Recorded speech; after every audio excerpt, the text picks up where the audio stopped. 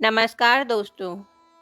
दोस्तों, हमें पौराणिक ग्रंथों में कई ऐसे राजा महाराजाओं की कथा सुनने को मिलती है जिन्होंने प्रजा की भलाई के लिए अपने राजपाट को त्याग दिया और साधु बन गए। लेकिन आज मैं आपको एक ऐसे राजा की कथा बताने जा रही हूँ जिसने अपनी पत्नी से धोखा मिलने के बाद अपना राजपाट त्याग दिया और वैरागी का जीवन धारण कर लिया। तो आइए जानते हैं कौन थे वो राजा और कौन थे वैरागी। दोस्तों, बहुत समय पहले की बात है। उज्जैनी नगर, जिसे आज उज्जैन के नाम से जाना जाता है, वहाँ के राजा गंधर्व सेन हुआ करते थे। उनकी दो पत्नियां थीं, जिसमें एक पत्नी से विक्रमादित्य और दूसरी पत्नी से भर्तृहरि नाम का पुत्र हुए। कुछ वर्षों बाद जब गंधर्व राजा के ये दोनों पुत्र बड़े हुए, तो एक दिन उन्होंने अपने ज्येष्ठ पुत्र भर्तृहरि को उज्जैनी नगर के राज सिंहासन पर बिठा दिया।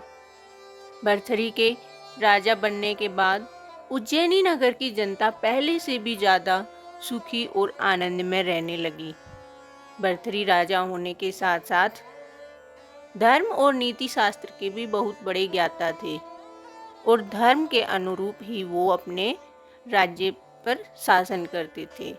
प्रचलित कथाओं के अनुसार राजा भर्तृहरि ने पहले से ही दो शादियां कर रखी थी, लेकिन फिर उन्होंने पिंगला नाम की कन्या से तीसरा विवाह रचाया। पिंगला बहुत ही सुंदर थी, जिसकी वजह से भर्तृहरि उनकी तीनों पत्नियों में सबसे ज्यादा प्रेम करते थे। भर्तृहरि पिंगला की सुंदरता से इतना मोहित हो गए कि धीरे धीरे वो अपने राज्य कर्तव्यों को भुलाने लगे। उसी समय एक दिन उज्जैनी नगर के राजमहल में गुरु गोरखनाथ पधारे। जब राजा भर्तृहरि को पता चला कि उनके राजमहल में गुरु गोरखनाथ का आगमन हुआ है, तो वह सहसा उसके पास आए और उन्हें प्रणाम किया और फिर कई दिनों तक उन्होंने गुरु गोरखनाथ की खूब सेवा की। राजा भर्तृहरि की सेवा से गुरु गोरखनाथ बहुत प्रसन्न हुए और जब वो राजमहल से जाने लगे तो उन्होंने राजा भर्तृहरि को एक दिव्य फल भेंट किया और कहा कि हे राजन, इस दिव्य फल को खाने से तुम सदा जवान बने रहोगे, बुढ़ापा तुम्हें छूने भी नहीं पाएगा। फिर उस दिव्य फल को देकर गुरु गोरखनाथ वहां से चले गए। उधर गुरु गोरखनाथ के जाने के बाद राजा भर्तृहरि फल को गौर से देखने लगे और मन ही मन सोचने लगे कि मैं तो राजा हूँ, मुझे जवानी और सुंदरता की क्या आवश्यकता है। फिर उन्होंने सोचा, क्यों न मैं इसे रानी पिंगला को दे दूं, जिसको खाने के बाद वह सदा सुंदर और जवान बनी रहेगी। और फिर राजा भर्तृहरि ने दिव्य फल ले जाकर रानी पिंगला को दे दिया।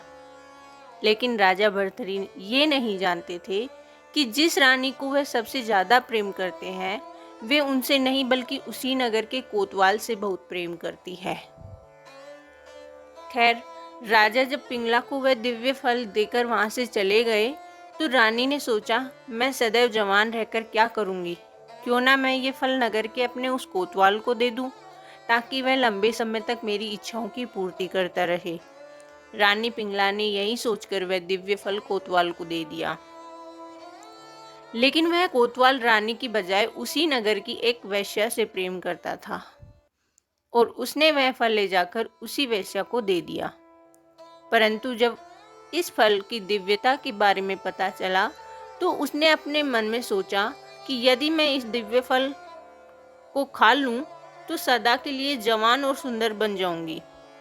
लेकिन मुझे जीवन भर यही बुरा कर्म करना पड़ेगा और मुझे कभी भी इस नरक के समान इस जिंदगी से मुक्ति नहीं मिलेगी। फिर कुछ देर बाद उसके मन में यह विचार आया, क्यों न इस फल को ले जाकर राजा भर्तृहरि को दे दूं, क्योंकि अगर वे इस दिव्य फल को खाने से सदा के लिए सुंदर और जवान बन जाएंगे, तो लंबे समय तक प्रजा को सभी सुख सुविधाएं मिलती रहेंगी। यह सोचकर उसने दिव्य फल ले जाकर राजा को दे दिया। उस दिव्य फल को देखकर राजा भर्तृहरि हैरान हो गए। पहले तो उन्हें लगा कि रानी पिंगला के पास से यह दिव्य फल को चुराकर किसी ने इस वैश्या को दे दिया है। इसलिए उन्होंने इस वैश्या से पूछा कि यह फल तुम्हें किसने दिया। तो उस वैश्या ने कहा कि राजन, ये फल मुझे इस नगर के कोतवाल ने दिया था और कहा था कि इस फल को खाने से तुम जवान की जवान ही रहोगी और सुंदर दिखोगी। लेकिन मैंने सोचा कि इस फल की सबसे ज़्यादा ज़रूरत आपको है, इसलिए मैं ये फल लेकर आपके पास चली आई। वैश्या की बात सुनकर राजा ने तुरंत सैनिकों को भेजकर कोतवाल को बुलवाया। फिर जब वह कोतवाल राजा के समक्ष आया तो उन्होंने इससे पूछा कि यह फल तुम्हारे पास कैसे पहुंचा? तो कोतवाल ने कहा, हे महाराज, मुझे यह फल रानी पिंगला ने दिया है और कहा था कि मैं सदा जवान बना रहूंगा, इनकी इच्छाओं की पूर्ति करता रहूंगा। यह सुनकर राजा भर्तृहरि को गहरा झटका लगा।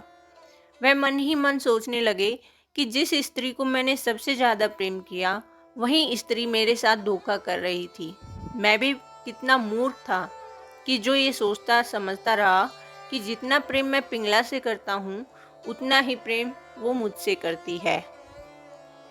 इसके बाद राजा भर्तृहरि ने सारी मोहमाया और बंधनों को त्यागने का फैसला किया और फिर उन्होंने अपना संपूर्ण राज्य अपने छोटे भाई विक्रमादित्य को सौंपकर वैराग्य धारण कर लिया। उसी नगर की एक गुफा में आकर कठोर तपस्या करने लगे। उधर जब भर्तृहरि की तपस्या करते करते काफी समय बीत गया तो स्वर्ग के राजा इंद्र को यह भय सताने लगा कि कहीं राजा भर्तृहरि वरदान पाकर उनके सिंहासन पर विराजमान न हो जाए। इसलिए उन्होंने तपस्या कर रहे भर्तृहरि पर एक बड़ा सा पत्थर गिराया, परंतु तपस्या में बैठे राजा भर्तृहरि ने उस पत्थर को अपने एक हाथ से रोक लिया और तपस्या में लीन रहे। और ऐसा माना जाता है कि उस पत्थर को अपने एक हाथ में लेकर कई वर्षों तक तपस्या करने से उस पत्थर पर भर्तृहरि के पंजे का निशान छप गया और यह निशान आज भी भर्तृहरि की गुफा में राजा की प्रतिमा के ऊपर वाले पत्थर पर देखा जा सकता है। कई वर्षों तक तपस्या करने के बाद जब भर्तृहरि को ज्ञान की प्राप्ति हो गई, तब वे गुरु गोरखनाथ के पास गए और उनसे अपना शिष्य बनाने की विनती करने लगे। राजा भर्तृहरि के बार बार आज्ञा करने पर गुरु गोरखनाथ जी ने उन्हें अपना शिष्य बना लिया, परंतु गुरु गोरखनाथ के कुछ शिष्यों के मन में यह शंका होने लगी, भला राजमहल में जीवन व्यतीत करने वाला आदमी वैराग्य का जीवन कैसे जी सकता है? और ये बात उन्होंने अपने गुरु गोरखनाथ जी को बताई। तब गोरखनाथ जी बोले, शिष्य चिंता मत करो, ये तुम लोगों से भी अच्छा भक्त बनेगा। यह सुन पुनः उनके शिष्यों ने गोरखनाथ जी से कहा, हम लोगों को विश्वास नहीं हो रहा है, आपसे आग्रह है कि आप राजा भर्तृहरि की परीक्षा लीजिए। शिष्यों की बात सुनकर गुरु गोरखनाथ ने कुछ देर तक सोचा, फिर अपने शिष्यों से बोले, ठीक है, मैं तुम सभी की शंका अवश्य दूर करूंगा। उसके बाद राजा भर्तृहरि अन्य शिष्यों के साथ गुरु गोरखनाथ के आश्रम में रहने लगे। गोरखनाथ जी ने अपने शिष्यों से कहा, देखो, महाराजा होते हुए भी भर्तृहरि ने काम, क्रोध, लोभ और अहंकार पर विजय प्राप्त कर ली है। यह सुनकर शिष्यों ने कहा, गुरुदेव, यह कैसे संभव है? यह तो जन्म से ही राजमहल में पला बढ़ा है। शिष्यों की बात सुनकर गोरखनाथ जी बोले, रुको, अभी मैं तुमको इन सब का प्रमाण देता हूँ। फिर उन्होंने भर्तृहरि को अपने पास बुलाया और कहा, भर्तृहरि, जाओ और जंगल से खाना बनाने के लिए लकड़ियाँ ले आओ। गुरु का आदेश पाके भर्तृहरि नंगे पांव लकड़ियाँ लाने जंगल की ओर चल दिए। कुछ देर बाद जब वो लकड़ियाँ एकत्रित कर आश्रम वापस आने लगे, तब गोरखनाथ जी ने दूसरे शिष्यों से कहा, जाओ और भर्तृहरि को ऐसा धक्का मारो कि उसके सर से लकड़ी का गट्ठा नीचे गिर जाए।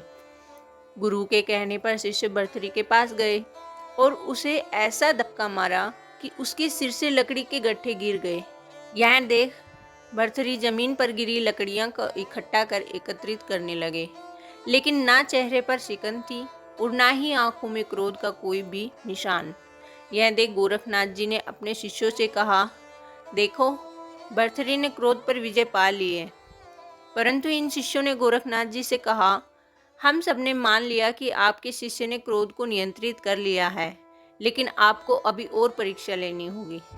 तब गुरु ने अपनी योग शक्ति से एक महल रच दिया। उस महल में युवतियां नाना प्रकार के व्यंजन से भर्तृहरि का आदर सत्कार करने लगी, परंतु भर्तृहरि युवतियों को देखकर जरा सा देखा भी नहीं और आगे बढ़ते गए। यह देख गोरखनाथ जी बोले, शिष्यों, अब तो तुम लोगों को विश्वास हो गया कि भर्तृहरि लोभ और काम दोनों को जीत गए हैं। किंतु शिष्यों ने कहा, गुरुदेव, एक आखिरी परीक्षा और लीजिए। इतने में ही भर्तृहरि आश्रम में लकड़ी के साथ आ गया। तब गोरखनाथ जी ने भर्तृहरि से कहा, वत्स, वैरागी को पूर्ण रूप से पाने के लिए तुमको 1 महीना मरुभूमि में नंगे पैर पैदल यात्रा करनी होगी। यह सुनकर भर्तृहरि बोले, गुरुदेव, अभी से मैं यह काम आरंभ कर देता हूँ। उसके बाद भर्तृहरि चलते हुए मरुभूमि में पहुँचे। उस समय मरुभूमि का बालू इतना गर्म था कि पैर रखो तो जल जाए। धीरे धीरे समय बीतता गया। तब एक दिन गुरु गोरखनाथ जी शिष्यों को साथ लेकर वहाँ पहुँचे और फिर उन्होंने अपने योग बल से उस मरुभूमि में वृक्ष खड़ा कर दिया। चलते चलते अचानक भर्तृहरि का पैर उस वृक्ष की छाया पर आया। तब वे ऐसे उछल पड़े मानो अंगारों पर पैर रख गया हो। वे मन ही मन सोचने लगे कि यह निर्जन मरुभूमि में यह वृक्ष कैसे आ गया। वह तुरंत उस वृक्ष की छाया से दूर हटकर चलने लगा। यह देख गोरखनाथ जी प्रसन्न हो गए और अपने शिष्यों से बोले, देखो, जिस भर्तृहरि के पांव राजमहल में गलीचे से कभी नीचे नहीं उतरते थे, आज ये नंगे पांव इस मरुभूमि में नंगे पांव चल रहा है। उसके बाद गोरखनाथ जी रूप बदलकर भर्तृहरि के पास गए और बोले, वत्स, इस वृक्ष के नीचे थोड़ा आराम तो कर लीजिए। तब भर्तृहरि ने उससे कहा, मैं अपने गुरु की आज्ञा की अवहेलना नहीं कर सकता। मैं अपने गुरु का आदेश का पालन कर रहा हूँ कि मैं इस मरुभूमि में नंगे पांव चलता रहूँ। फिर भर्तृहरि कुछ दूर आगे गए। तब गोरखनाथ जी ने अपने योग बल से उनके रास्ते में ऐसी कटीली झाड़ी उत्पन्न कर दी कि उनके वस्त्र फट गए, पैरों में कांटे चुभने लगे। फिर भी भर्तृहरि ने आह तक नहीं किया। यह देख गुरु गोरखनाथ जी ने अपने योग बल से अग्नि से अधिक ताप पैदा किया। उसके बाद भर्तृहरि का गला प्यास के मारे सूखने लगा। तभी गोरखनाथ जी ने भर्तृहरि के नज़दीक ही एक हरा भरा वृक्ष खड़ा कर दिया, जिसके नीचे पानी से भरी मटकी और सोने का लोटा रखा था। परंतु भर्तृहरि ने इसकी ओर देखा भी नहीं। कुछ देर बाद उन्होंने देखा कि सामने से गोरखनाथ जी आ रहे हैं और जब वे उनके नज़दीक आए तो उन्होंने अपने गुरु को प्रणाम किया। फिर गुरु गोरखनाथ ने भर्तृहरि को गले लगाते हुए कहा, वत्स, मैं तुमसे अति प्रसन्न हूँ और मैं तुम्हें वर देना चाहता हूँ। जो भी चाहो मांग लो। यह सुन भर्तृहरि बोले, गुरुदेव, आप प्रसन्न हैं तो मुझे और क्या चाहिए, क्योंकि शिष्य के लिए गुरु की प्रसन्नता ही सब कुछ है। आप मुझसे संतुष्ट हुए, मेरे करोड़ों पुण्य कर्म और तब सब सफल हो गए। गोरखनाथ जी बोले, नहीं मेरे प्रिय भक्त भर्तृहरि, आज तुम्हें कुछ ना कुछ वरदान लेना ही पड़ेगा। इतने में ही भर्तृहरि की नज़र एक सुई पर गई तो उन्होंने उसे उठा लिया और बोले, गुरुदेव, प्यास से मेरा कंठ फट गया है, सुई में धागा परो दीजिए ताकि मैं अपना कंठ सील लूँ। यह सुन गुरु गोरखनाथ जी बोले, भर्तृहरि, तुम धन्य हो, तुम्हें अष्ट सिद्धि नव निधि कुछ भी नहीं चाहिए। मैंने कहा कुछ मांगो, तुम इस सुई में जरा सा धागा डाल दीजिए कहकर गुरु का वचन रख लिया। भर्तृहरि, तुम धन्य हो गए। और उसके बाद राजा भर्तृहरि ने अपना आगे का संपूर्ण जीवन गुरु गोरखनाथ की शरण में रहकर वैरागी जीवन जिया। तो दोस्तों, कैसी लगी यह कहानी कमेंट करके ज़रूर बताइए और यदि अच्छी लगी हो तो लाइक करें और चैनल को सब्सक्राइब करना ना भूलें। धन्यवाद।